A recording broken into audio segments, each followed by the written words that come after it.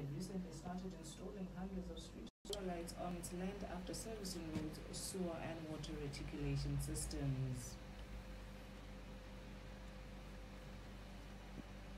France's President Emmanuel Macron says he has proof that the Syrian government attacked the town of Douma with chemical weapons last weekend. He said he would decide in due course whether to respond with airstrikes. Media reports quote United States officials as saying urine and blood samples from the victims of the attack have tested positive for chlorine and a nerve agent. The Western states are thought to be preparing for missile strikes, while Russia strongly opposes such action. And in sports news, Zimbabwe head of cricket affairs Gilmore Makoni says a technical team will be in place by the time Zimbabwe hosts the triangular series involving Pakistan and Australia in June. The Zimbabwe cricket head of affairs also announced the resumption of the Logan Cup tournament, the Pro 50 Championships, preparations for the triangular series involving Pakistan and Australia, the Women's Africa Cup, and plans for next year's academy session at a press conference held in the capital. The Zimbabwe Cricket Board sacked the national team coach Heath Streak and his entire technical team after failing to secure a berth at the 2019 ICC Cricket World Cup in England and Wales during the just-ended Cricket World Cup qualifiers in Zimbabwe. This ends our news bulletin. If you have any views and comments or news you would like us to cover, please do email us at news@breezefm.co.zw or call us on 47332 or reach us on our WhatsApp platform 0732 016 016. I'm Lorraine Tondo.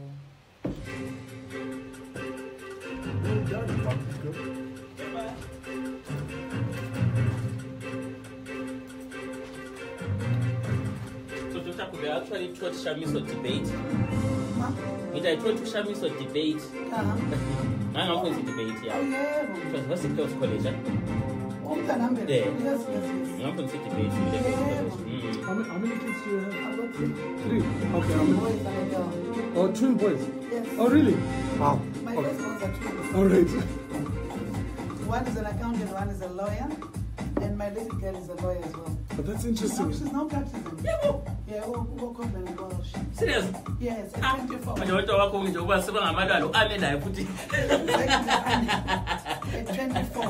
At 24? Yes. Brilliant. Yeah. So it's live on Facebook. Wow. Yes, we're live.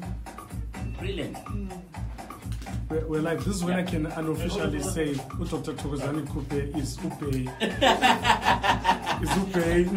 Thokozani Khupe. Political pain. Good morning. This is Breeze FM number one rocking radio station. Broadcasting live from number 220 Kingsway right here in Victoria Falls. If you're catching us loud and clear on 91.2 megahertz, and of course our live stream, which is www.breezefm.co.zw. So we are joined in the studio by the former Deputy Prime Minister. Yes, absolutely. Up there. Political pay. Yes. Alrighty, so good morning, Dr. Thokozani Khupe. How are you? Good morning. Great. Welcome to Victoria Falls. And how has been your stay in Vic Falls? It has been great. Thank you very much. It has been great. Yeah. I saw some pictures of you. It was a video actually in Cholote. It seems you're in a crusade. You are both Dire Sevens. I am, crisscrossing the country. I'm working very hard. As you know what is happening right now. But I want to state categorically Yes. and clearly that I'm not moved by these actions. I remain guided by the values and principles of the MDC. I remain guided by the character and culture of the MDC. The MDC was founded on a foundation of constitutionalism, on a foundation of democracy, on a foundation of non-violence, on a foundation of non-discrimination. And these are some of the things which guide me, and I'll remain so as the real MDC.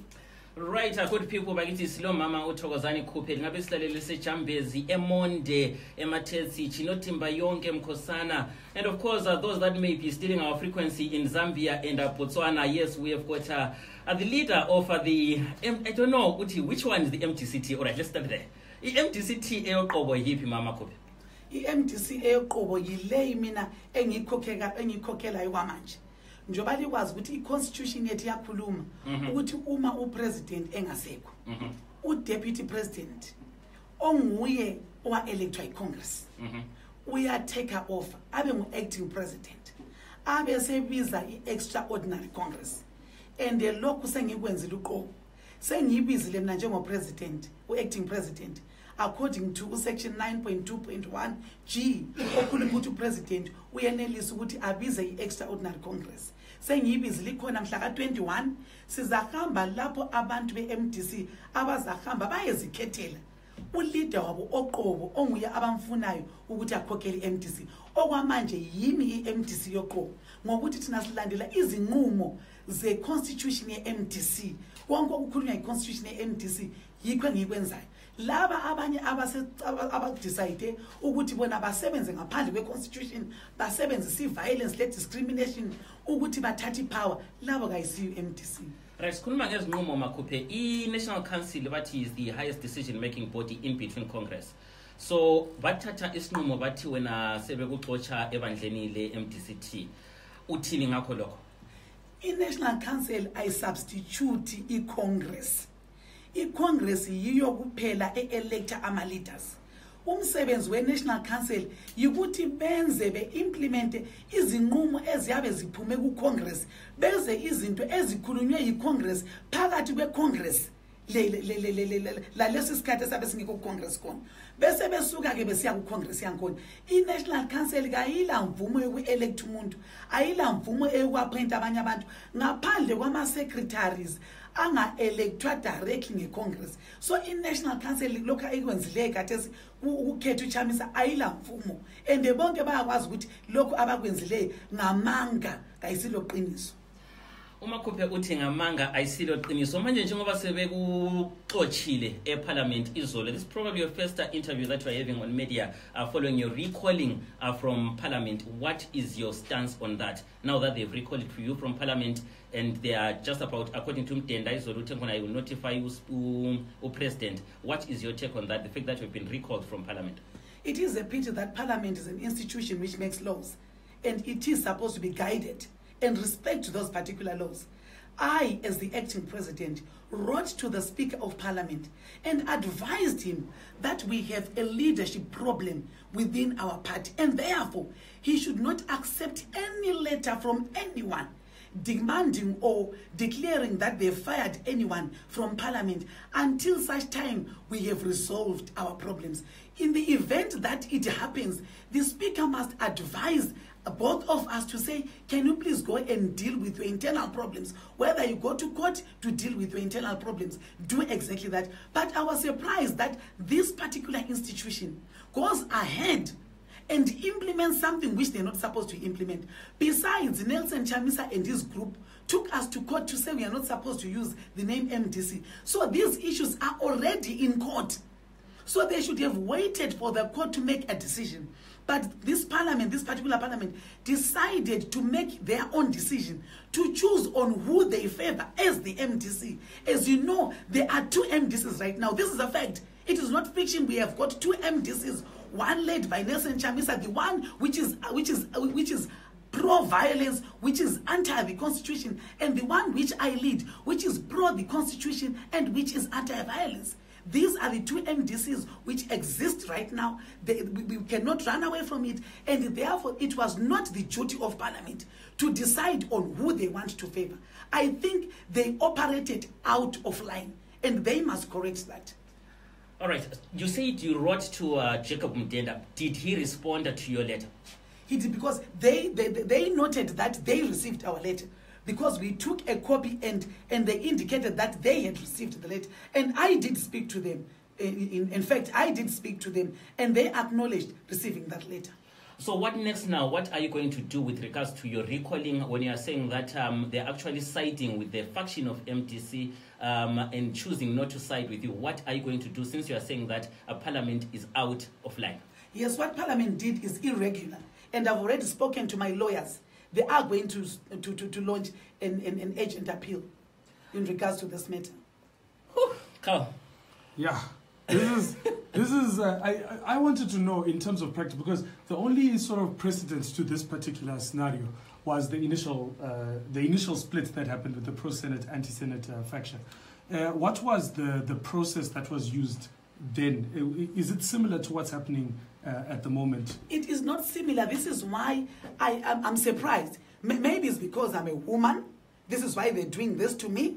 You know, I'm not sure, because in 2005, nothing happened. Mm-hmm. We coexisted in that parliament. Mm-hmm. And for parliament to stand up and start to decide that they are favoring this faction against that faction, it is not right. It is unacceptable. I will not accept that. They operated out of line, and it is irregular. That they must know. All right, so we are with Dr. Thokozani Khupe, I don't know now what to get in, the leader of the MDC. Yeah, Chamisa the leader of the MDC until they have solved this account. I think I wanted to speak to a particular issue that I'm seeing that it seems to be a trend. The abuse of women in power, or women in general in Zimbabwe. Just taking a segue from this, I'd like you to speak to that and just kind of explain to the people the kind of things that you've had to go through as a woman, the kind of discrimination that has happened. We've heard the names you've been called. I'd like you to just speak to that a bit. It is so sad, because when it comes to doing the actual work, we do the actual work. If you remember in 2008, mm-hmm. when President Tsvangirai, the late President Tsvangirai, mm-hmm. went to Botswana, mm-hmm. after he was fearing for his life, all the men went underground. I remained running the party single-handedly at Harvest House. All those people who had their buttocks battered, who had their limbs broken, all those who died, Beta Chokuru Rama, Joshua Nyakabeza, all of them, I buried them, single-handedly. I went to Marambafung when the situation was volatile. When I arrived there, they were removing a body of a 2-year-old who had been burnt in a hut when they were burning those huts. And I did that. But when it comes to, power, they then say, no, we cannot be led by a woman. No, we want to come and lead. It is unacceptable. That's discrimination. I will not accept to be discriminated. We have seen women being discriminated. It happened to Joyce Mchuru. It is happening to Priscilla Misaya. It happened to Lucia Matibega. It is happening to many women. And we are saying enough is enough. We are not going to tolerate this anymore. We want to be respected. We want to be treated equally, because we are all equal in the eyes of the Lord. We are all equal in the eyes of the law. And we are all equal in the eyes of society. And therefore, we must be treated like that. All right, quite interesting. We are with Uma Khupe Bagiti in the studio. If you've got any question for Dr. Thokozani Khupe, you can send your messages through to 0732 016 016. And if you're following us live on our Facebook page, you can also pose your questions to Dr. Khupe. Dr. Khupe, you came in with an MDCT branded vehicle. It has got your picture on it now. And now you have the other faction dragging you to court, telling you that you must stop using the party regalia, you must stop using the car, property, and so on. What's your take on that? MDC does not belong to an individual. It belongs to its members. And I am one of those members. One of those members who formed the MDC, by the way. I did not join the MDC. I formed the MDC. And therefore, there is not even a single person who has any right to say, Khupe, you cannot use MDCT. Khupe, you cannot use MDC regalia. Yes, I have branded my car, which says we are ready for Dr. Thokozani Khupe, because we have got a Congress on the 21st of April. And I'm saying, people are saying we are ready for you, because Congress is the one which is supposed to endorse me as the substantive leader of the MDC. I am not going to impose myself. I am not going to use violence to impose myself. I am not going to use unconstitutional means to impose myself. Congress, which is the legitimate body, which is the highest decision-making body in the MDC, which elects people, is the one which is going to give me that mandate. All right, Dr. Khupe, we all know that when you're going for Congress, obviously you need all the structures. Do you have the numbers? Are you sure and certain that on come 21 April, you will have all the numbers, all the constituencies, all the districts, and all the wards are present in Bulawayo? Let me assure you that all the provinces are going to be represented in Bulawayo. But I would like to talk about this issue of numbers. You can be 1 million doing the wrong thing. When you are doing the wrong thing and you are a million of you, it does not mean that you are right. I can be one, but as long as if I'm doing the right thing, people must respect that person who is doing the right thing. But in terms of numbers, that is not an issue in our party. All the provinces are going to be represented. And we are phoning every minute. As I am driving, I'm receiving messages and phone calls and everything else. As you can see, I have been going around the country, drumming up support for that Congress. And everybody's raring to go. They are geared to come to that Congress. All right, so let's get to... So who are the candidates who are currently vying for positions at your Congress? There are many of them. And I cannot say. I think they can check, in the social media, in the media, people have already indicated. I personally have indicated that I am standing for president. And those who want to stand for deputy president will do so. But what I would like to assure Zimbabweans is that in the MDC, that I'm currently the acting president, we are not going to have 3 vice presidents or 3 deputy presidents. We are going to have 1 deputy president. Look at South Africa with 50 million people. There's 1 deputy president. Look at America, the biggest and strongest nation on this planet. They've got 1. Zimbabwe, we are only 15 million, 15 million, and you want 3, 4. We will only have 1 deputy president. And people already are indicating and indicating their interest to say, I want to stand in this position and in that position. What are your chances of winning the 2018 harmonized elections, Dr. Khupe? My chances are very high. As you know, people vote for the truth. People vote for constitutionalism. They vote for democracy. They vote for non-violence. They vote for non-discrimination. They vote for equality. And because I stand, within these values and principles, I am pretty sure that people are going to elect me as the next president of the Republic of Zimbabwe. All right, quite interesting. This is the former Deputy Prime Minister of the Republic of Zimbabwe. Someone sends a message and says, "Piri piri ungakambi ibizo lami."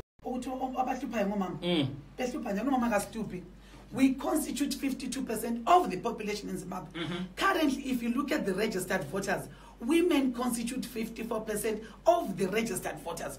And if you look at the voting pattern, women are the ones who vote more than men, more than the youth. And we have a stake in the politics of this country. We are part of those decision makers who elect leaders into their positions. And I'm pretty sure that 54% of the registered voters, who are the women, are going to vote for another woman. 43% of the registered voters are youths, and 52% of that 43% are girls. They look like me. I think they are going to vote for one who looks like them.